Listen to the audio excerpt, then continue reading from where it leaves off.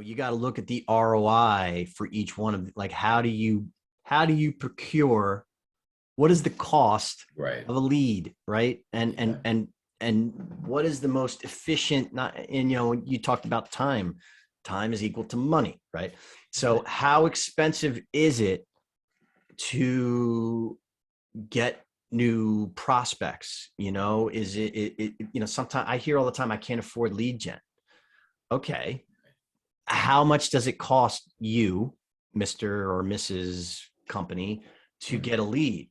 And a lot of times they don't have the answer. So like if you're sending out emails and you're on LinkedIn all day trying to introduce something, and then you get Right. like one lead a week from all of that activity 25 hours. Yeah. Yeah. times whatever, however, your hourly rate is, or what you think it is. I mean, let's Yeah. say it's $100 an hour. Right. That could be low, that could be high, but let's just say it's 100 at $25 an hour for one week, one lead. That's expensive. Yeah. Or maybe you could spend, between $100 and $150 on a qualified targeted lead that wants to talk to you. You may think you can't afford that, but just you might.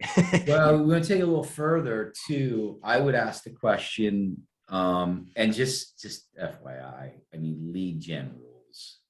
Good. It has to be good though. Yeah, Yes. good Quality. lead gen, meaning qualified leads from a decision maker that says, I want to take a next step, is so worth the money. I mean, it There's changed our no lives. argument out there that says it's not worth the money, period. Yeah. Right. But it's not It's only just, but it is tough to find those quality lead gen people. Sure. Right It takes a lot of tools, a lot of background messaging, pinging hundreds of thousands of people, and then that might serve up 2 leads. Mm-hmm. But small companies don't have the resources and bandwidth to do that. They just No. No.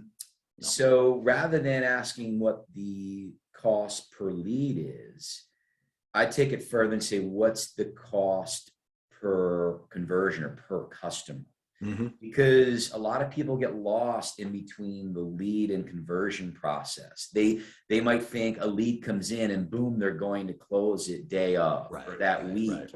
That's a good and point. They might do that without a proper onboarding process. Like when a lead comes in, even if it's somebody that says, I hear what you're saying and I like it, doesn't mean they're going to buy day of. Right.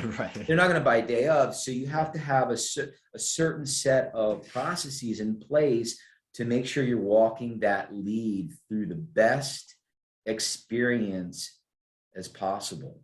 And guess what? It may not convert. And guess what? They might want your product.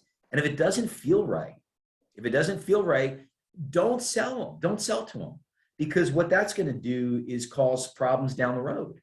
So just because somebody's interested in you and it's a lead and you actually go through the proper processes to convert, if it doesn't feel right inside and you feel this person might give you exhaust more of your time than it's worth, I know it's hard to say, you always want business, then say, I appreciate it, but I don't think it's the right fit. There's nothing wrong with that.